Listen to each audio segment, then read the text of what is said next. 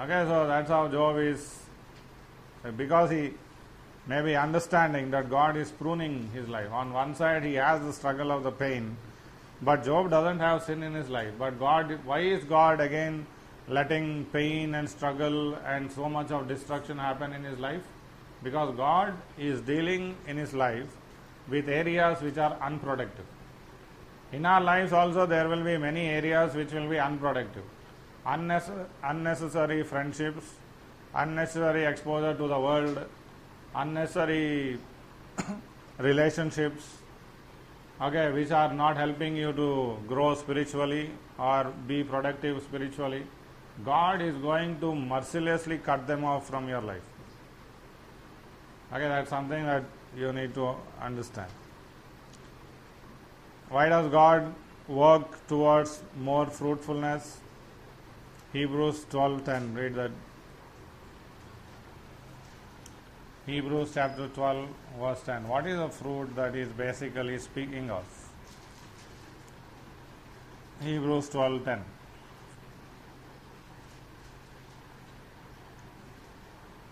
Our Father disciplined us for No. a little while, Ah. as they thought best. But God disciplined us for our good, that Okay, God disciplined us for our good so that we may share in His we may share in His holiness. Okay, the goal of God's discipline in my life is to bring me to holiness. Okay, that means holiness, you desire holiness, you desire for holiness, you strive for holiness in your life, discipline will be involved in your life. I was thinking, why did Satan come and say that I will sift Peter or I will test Peter? I want to test Peter. Why did it do that? Why were Satan's eyes on Peter?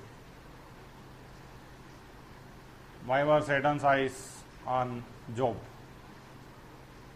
These are people who are striving towards the perfection of Christ. So the more I desire to move towards the perfection of Christ, the more God will work in my life to come to that perfection.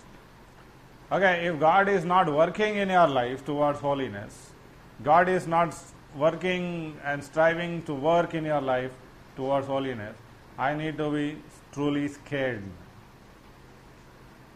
Okay, God keeps working in the lives of those who desire and long for holiness. If you are a person who does not desire holiness and strive for holiness in your life, you will not experience that much of God's discipline in your life. Are you able to understand? Okay, so the more I desire the holiness of God, that means the character of God, okay, the image of God in your life, the more I strive towards that, that much God's discipline will increase in my life. Why did God test Job like that? Job was a perfect man. God himself says that there is no man like him. Then why is God allowing such calamity upon his life? He is moving him towards more holiness, moving him towards more character of God. Should we praise God for that or should we curse God for it? Okay, that's what we need to understand. Leviticus chapter 19, verse 2.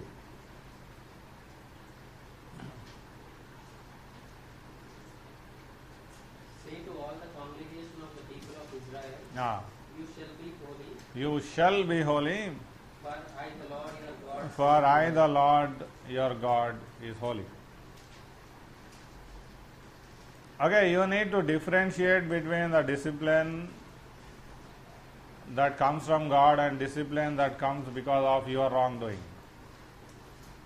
You killed somebody, you are put in the jail, you can't say God is disciplining. Okay, and one more aspect, why God disciplines? In order to show His faithfulness. In order to show His faithfulness. Psalms 119, verse 75.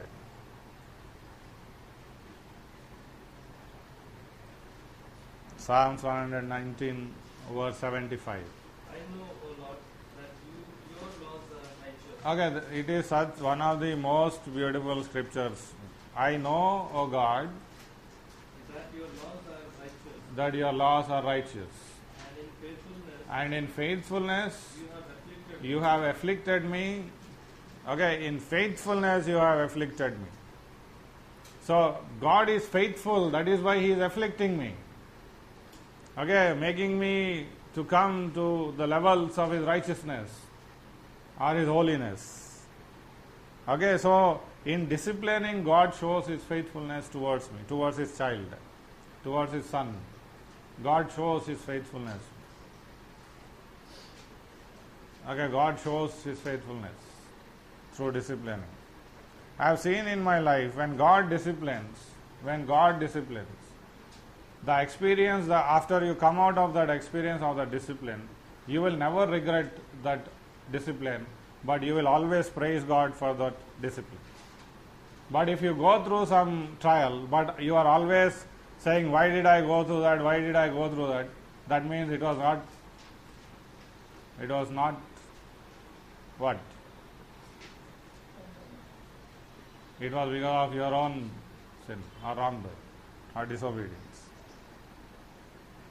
Okay, that's something we need to. The discipline that God does will always leave us glad rather than sad.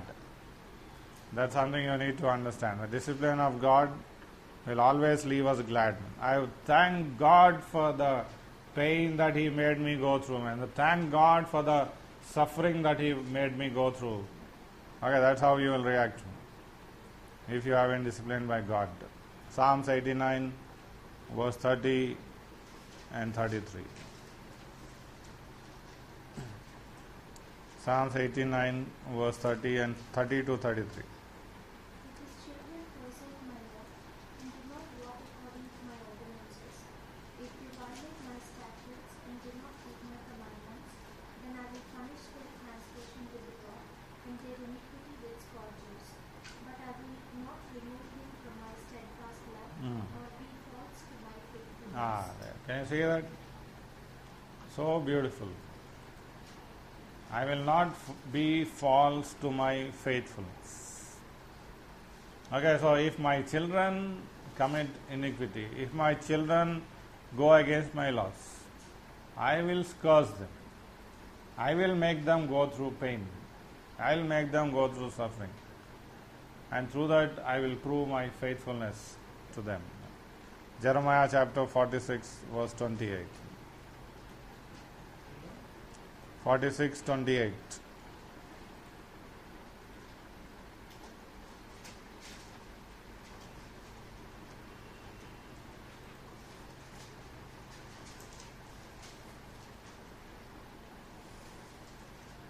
Fear not, O Jacob, my servant, says the Lord, for I am with you.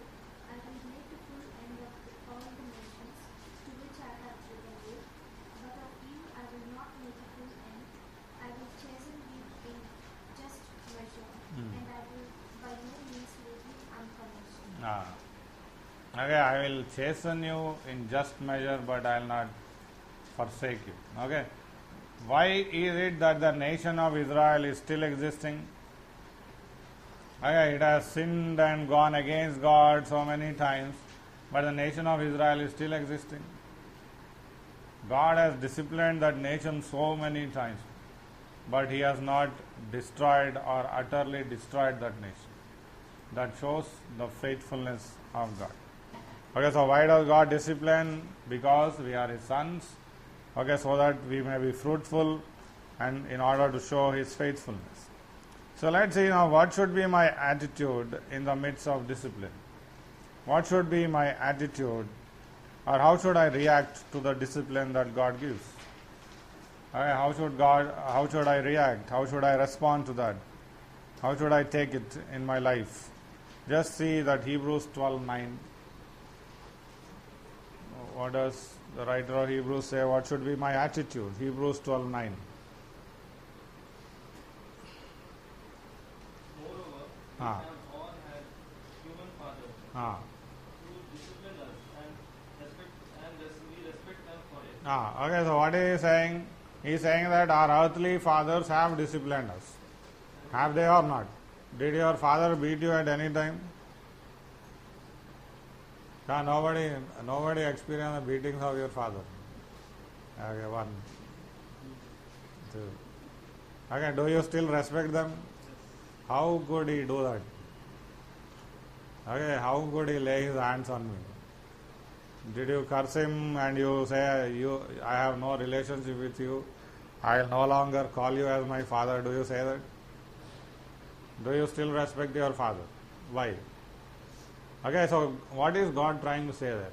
If your earthly fathers have disciplined you, you still respect them, how much more you should honor your heavenly Father when He is making you or allowing you to go through the trials and tribulations upon this earth. Okay, how do you react, man? Do you still respect and reverence God in the midst of trials? Or do you say, how could God do this to me? How is God allowing this to me? Has God forsaken me? God doesn't care about me. Is that how you react, or do you respect Him? Do you reverence Him? Do you honor Him in the midst of the discipline? That's very important for us to understand.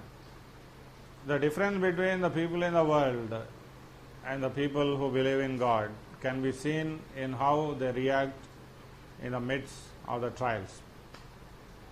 Okay, if in the midst of the trials you react the way the people in the world react, there is no difference. They shout, you shout. They complain, you complain. They grumble, you grumble. They murmur, you murmur. Then what's the difference?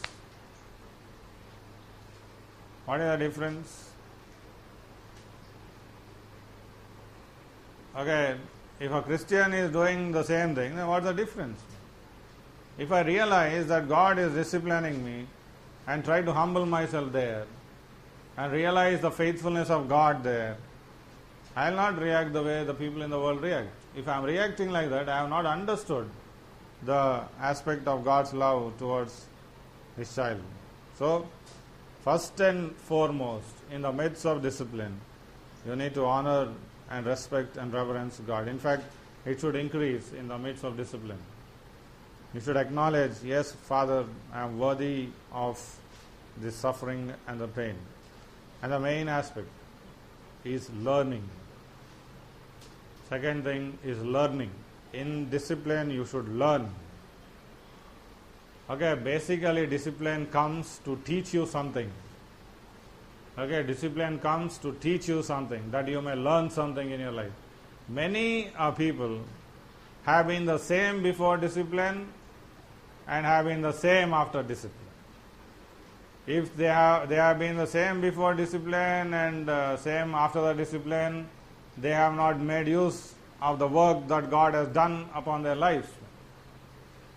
Okay, if you are living in sin and God has disciplined you and you don't turn back from that sin but continue in that sin, you have not learned. Okay, you have not learned. Basically, discipline comes to teach you. The discipline that comes from God is so that He may teach you something. Jeremiah chapter 2 verse 30.